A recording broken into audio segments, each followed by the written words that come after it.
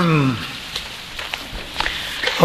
Agina Tamarandasya Gananjana Salakaya Chakshamatamina Tasmai Shri Guruve Namah Shri Chaitanya Manobishtam Shtapatam Yena Bhutale Swayam Rupa Kadamayam Dadanti Swam Padantikam Bandeham Shri Guru Shri Yata Padakamalam Shri Guru Vaishnavanacha Shri Rupam Sagrajatam Sahagana Ragnatam Vitam Tam Shajivam Sadvaitam Sadhutam Parijana Sahitam Krishna Chaitanya Devam Shri Radha Krishna Padam Sahagana Lalita Shri Vishavitam Nischa He Krishna Karana Sindhu Dinabandhu Jagatpate Gopesha Gopikanta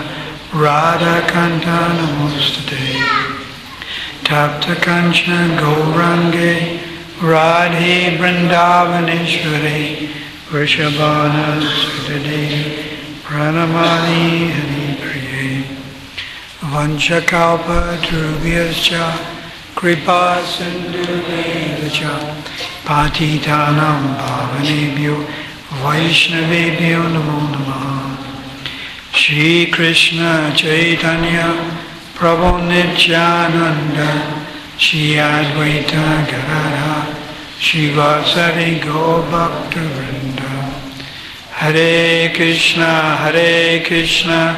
Krishna Krishna Hare Hare Hare Rama Rama Rama Hare Hare. Everyone, Hare Krishna Krishna Krishna Hare Hare Hare Rama Rama Rama Hare Hare. Hare Krishna Krishna Krishna Hare Hare Hare Rama Rama Rama Hare Hare. Namaste-stamanamapi sachi puchamatra surupam Rupam tashagrajam Uruparamatorangostavatan Radha kundam girivaram Aho radhikamadavayasham Prapto yasha pratita kripaya Shri Guru Tanatosmi Gaurave Gaurachandraya Radhikaya Tadaya Krishnaya Krishna Bhaktaya Tad Bhaktaya Namo Namah Bande Gurmisha Bhaktam Isham Ishavatarakam Tat Prakasham Tat Shakti Krishna Chaitanya Samgyakam Bande Shri Krishna Chaitanya Nityananda Sodatu Gododa Puspavantu Chitra Sandutamonadu Anapitam Chiram Charat Karunya Kalo Samapaitam Anatam Dwalam Rasam Shri Bhakti Shriyam Hari Parata Sundara Duti Kandapa Sandipita Sadorita Kandas Paratu Vasachinandana Shri Radha Krishna Prana Vikriti Ladini Shakti Asmit Ekatmana Vapi Bhuri Bhedam Gatutu Chitanyakyam Prakitam Aduna Nachakyam Atam Radha Bhavs Duti Savolitam Nomi Krishna Sarupam Chaitanya Charanam Bhoja Makandaleho Bhaje Yesham Prashara Machena Paramapayamo Bhavad Vande Shri Krishna Chaitanya Bhaktanugraha Kataram Yena Kanapi Santastam Bhaktatatena Shradaya Vande Shri Krishna Chaitanya Krishna Bhavamritam Hiya Asvadaya Svidayam Bhaktam Premidiksham Sakshayam Pangam Lagayate Selam Mukhamavata Akshutam Takripatamaham Vande Krishna Chaitanya Ishwaram Dogrami Patimayan Dashaskala Padagatayamo Swakripayastidhanena Shantu Shantu Valambanam Shri Rup Shri Sanatanam Bhatta Raghunath Shri Jiva Gopala Bhatta Dasa Raghunath Echai Guru Charan Karandanan Yahahoite Vignana Savista Param Om Namo Bhagavate Vasudevaya. Om Namo Bhagavate Vasudevaya. Om Namo Bhagavate Vasudevaya. Om Namo Bhagavate Vasudevaya.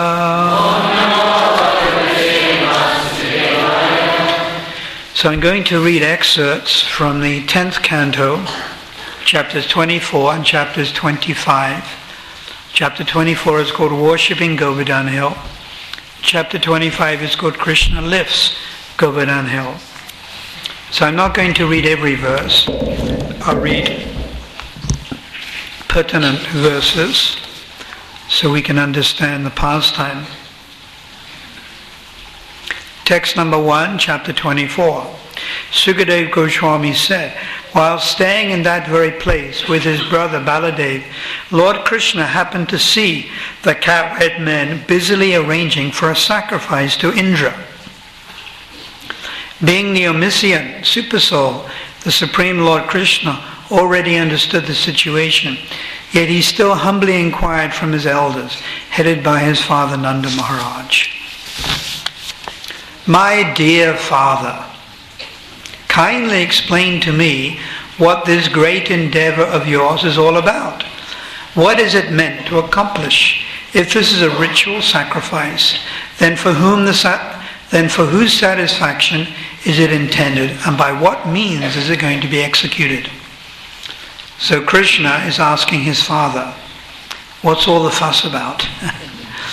They're engaging in collecting lots of paraphernalia for the worship of Indra. Please tell me about it, O my father. I have a great desire to know, and I am ready to hear in good faith. So he asks his father. So Nanda Maharaj replied, the great Lord Indra is the controller of the rain. The clouds are his personal representatives, and they directly provide rainwater, which gives happiness and sustenance to all creatures. Not only we, my dear son, but also many other men worship him, the Lord and the Master of the rain-giving clouds. We offer him grain and other paraphernalia of worship produced through his own discharge in the form of rain. By accepting the remnants of sacrifice performed to Indra, people sustain their lives and accomplish the threefold aims of religiosity, economic development, and sense gratification. So Nanda Maharaj is replying that we recognize the position of King Indra because King Indra provides rain. Now without rain, you don't get grains and food in general. So even if you're a meat eater, still one should offer respects to King Indra. Because he's providing the rain by which it nourishes the earth planet and various foodstuffs are grown. And Nanda Maharaj belonged to the Vaishya community. There are 4 different aspects of the Vaishya community. Cow protection, farming, banking, and business. 4 different aspects. Banking, business, cow protection, and straightforward farming. Of those 4, Nanda Maharaj was more engaged in cow protection. It's described he had 900,000 cows. But Vrishabhanu Maharaj had 1,100,000 cows. So, after having heard Nanda Maharaj's reply, Lord Krishna, although playing the part of a young boy, propounded the Karma Mimamsa philosophy. I hope everyone knows what is the Karma Mimamsa philosophy. If you all know it, then I don't need to explain it. Everyone knows? No. Karma Mimamsa. So Lord Krishna started to explain that karma mimamsa means everything is due to your karma. If you enjoy or if you suffer, it is not due to pleasing God, it is not due to devotional service, but it is due to your karma. And even God himself is under the law of karma. And he is duty bound to give a person the result of their good karma and bad karma. So in other words, karmic activities are the supreme, not Krishna. This is karma mimamsa philosophy. They state actually, they don't believe in God, but they believe in reincarnation. And you take birth again according to your past activities. And if there is a God, he is duty bound to give you the reactions to your karma. So if you're good, he has to give you a good reaction. And they also, karma mimamsa vada philosophers say, that even if there is a Lord, then he's also under the law of karma. Now, is that correct? Yes? Because it's not correct, because Krishna is the creator of that law, and he is the enforcer of that law. As soon as you say there is a law, the law of gravity, someone has to implement the law, someone had to have created that law. So the lawmaker is superior to the law. Krishna creates this thing called the law of karma. Krishna himself is not subject to the law of karma. And Krishna himself can transgress the law of karma. And he actually says this in Bhagavad Gita, that if you surrender unto me, then what will I do? I'll protect you from your karma. So in other words, the law of karma is not supreme. But Krishna is playing. He's playing a game. And he's propounding karma mimamsa philosophy. Lord Krishna said, it is by the force of karma that a living entity takes birth. And it is by karma alone that he meets his destruction. His happiness, distress, fear, and sense of security all arise from karma. Then even Krishna himself is saying, even if there is a supreme controller, he's God. And he's saying, even if there is a supreme God who awards all others the results of his activities, he must also depend on a person's, he must also depend upon a performance engaging in activity. So Krishna propounds the karma mimamsa philosophy, and he's telling Nanda Maharaj there's no need to worship Indra. He concludes by saying that the occupational duties of the Vaishya are conceived in 4 divisions. I mentioned this: farming, business, cow protection, and money lending.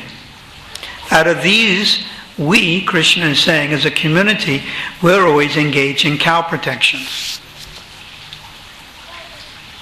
My dear Father, our home is not in the cities or towns or villages. Being forest dwellers, we always live in the forest and on the hills. Therefore, may a sacrifice for the pleasure of the cows, the Brahmins, and Govardhan hill begin. So Krishna is saying, abandon the worship of Indra, take all the yajna, all the paraphernalia that was for Indra, and instead use it for the pleasure of these 3. What were the 3? The cows, the Brahmins, and Govardhan hill. Let many different kinds of food be cooked, from sweet rice to vegetable soups. Do we have that, cooks? Sweet rice to vegetable soup. Make many kinds of fancy cakes, both baked and fried. And all the available milk products should be taken for this sacrifice. So I hope that the cooks have prepared nicely. Who was it that did Govardhan hill? Who? Atma Priya, Rasaraj, Prema Sarovar, Param Brahma. Who else? The Kunja. Wonderful. Very impressive hill, actually. I was looking for my house. Couldn't find it. But the ISKCON Palace is good enough.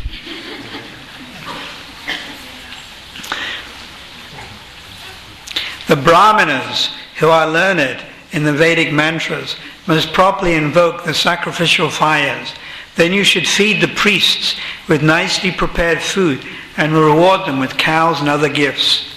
After giving the appropriate food to each of the others, including the dog eaters, the dogs, and other fallen personalities, you should give grass to the cows and to present your respectful offerings to Govardhan Hill.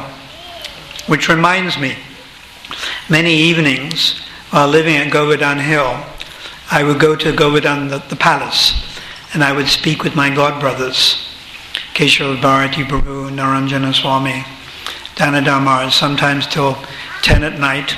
And then I would walk back to where I lived, this house. And on the roadway, on the Parakram trail, I'd walk up and down for maybe 1 hour or maybe 2 hours and chant. It's very peaceful late at night, 11 o'clock, midnight. And there was one particular dog that lived right there in the Parakram trail. And the dog would come up to me and then rub itself against my leg and then roll on its back. And it would want me to itch its chest. Very affectionate dog, because usually the dogs around there you've got to be a little careful of. But this is a really affectionate dog. So I started itching it with my foot, wearing a shoe. And then I thought, this is not correct. This is a bridge basi. And here I am using my foot, my shoe. So then I knelt down and I itched him with my hands. So every night, this dog will come out for his regular itch. Very, very friendly dog, extremely friendly. You can see Vaishnav in past life, because he didn't have the usual characteristics of a dog, that tends to bark and so forth. Shri Radha Radhanath ki jai, Giriraj Govardhan ki jai.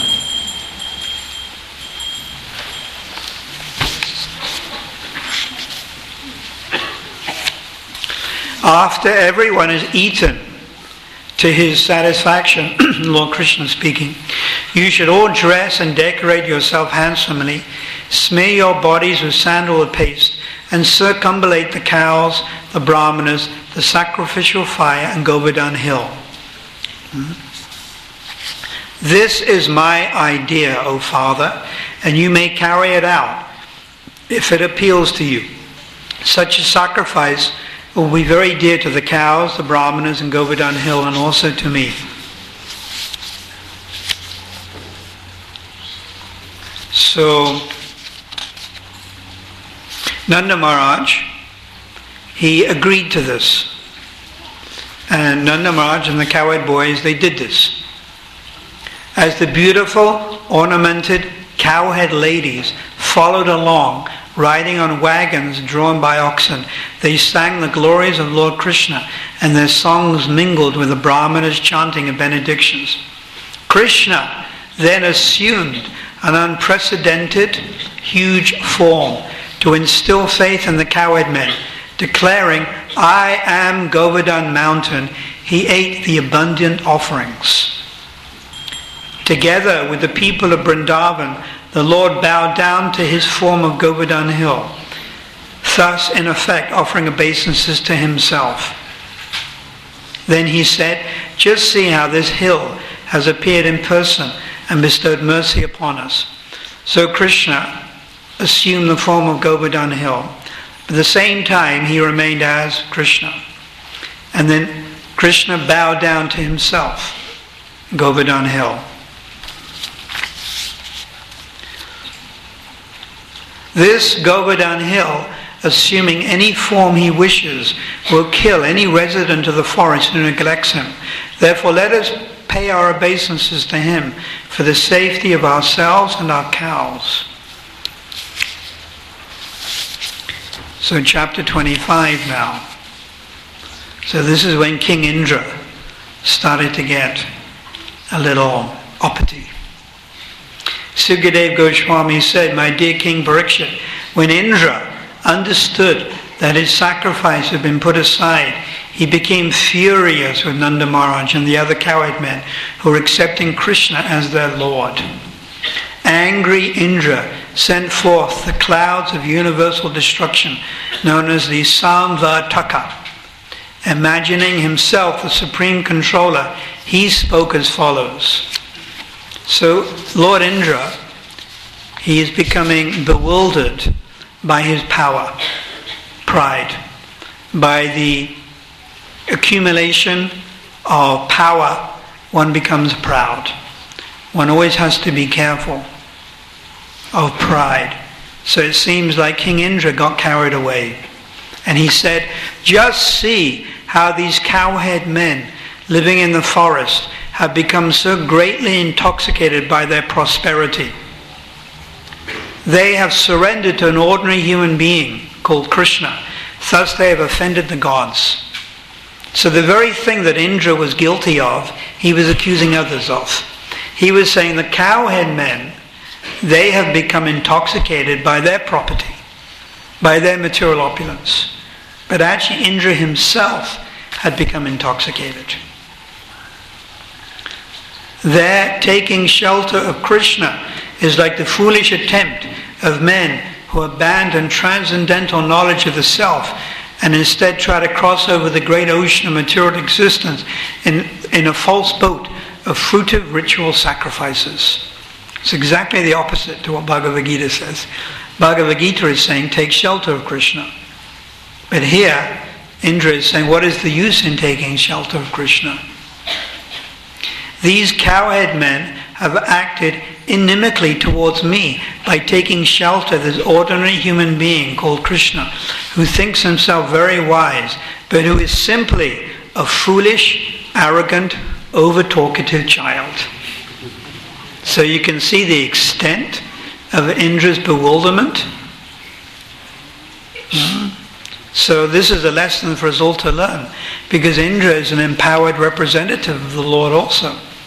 He's the king of the demigods. Very powerful personality. But because there's so much material enjoyment on the higher planets, Indra many times gets into trouble. There's so much lust. There's so much sensual enjoyment on the higher planets that Indra many times blows it, gets into trouble, puts his foot in it. He makes some mistake. So here he is, he's saying that Krishna is a foolish, arrogant, over-talkative child. So then King Indra commanded the clouds of destruction. The prosperity of these people had made them mad with pride, and their arrogance is backed up by Krishna. Now go and remove their pride and bring their animals to destruction. So what does destruction mean? It means to destroy. So Indra wasn't playing around. He wasn't just sending some little drizzle, like we have a drizzle tonight. I mean, he was sending the clouds of destruction, devastation. These clouds are so big, they could cover the entire Earth planet. And he wanted to destroy. Destroy means kill. He wanted to kill. I will follow you to Vrindavan riding on my elephant, Arivata, and taking with me the swift and powerful wind god to disseminate the cowherd village of Nanda Maharaj.